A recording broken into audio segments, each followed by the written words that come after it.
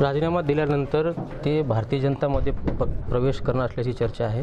नांदेड जिल्ह्यातील अनेक पदाधिकारी सुद्धा त्यांच्यासोबत प्रवेश करणार असल्याची चर्चा होती। मुळातच एकनाथ पवार हा भाजपचा दलाल आहे की त्यांनी ज्या पिंपरी चिंचवड भागामधून एका टेल्को कंपनीचा कामगार होता, मग तत्कालीन तिथले आमदार महेश जगताप तिथं भाजपमध्ये आल्यानंतर ह्या एकनाथ पवाराचं तिथं भाजपमध्ये डाळ शिजत नव्हतं। भारतीय जनता पार्टीनं वाळी टाकल्यानंतर आपलं काही दलाली चालत नाही म्हणून सन्माननीय पक्षप्रमुखांना विश्वासात घेऊन, शिवसेनेच्या सर्व नेत्यांना विश्वासात घेऊन खंदार लोहा मतदारसंघावर कब्जा केला।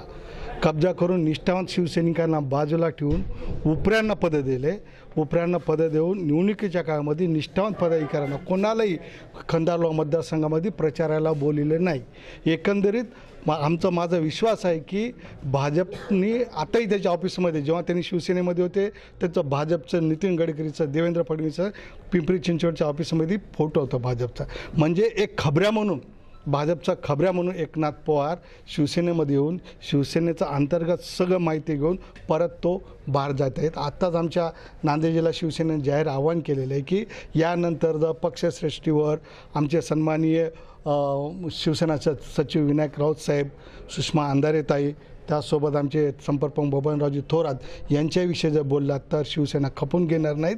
आणि एकनाथ पवारच हा भाजपचा दलाल आहे आणि तो खबऱ्या म्हणून आमच्या पक्षात आलेला आहे। आमचं पक्षाचं वाटोळ केलं, निष्ठावंत शिवसैनिकांना वाऱ्यावर सोडलं आणि आता परत आपल्या घरी जात आहे।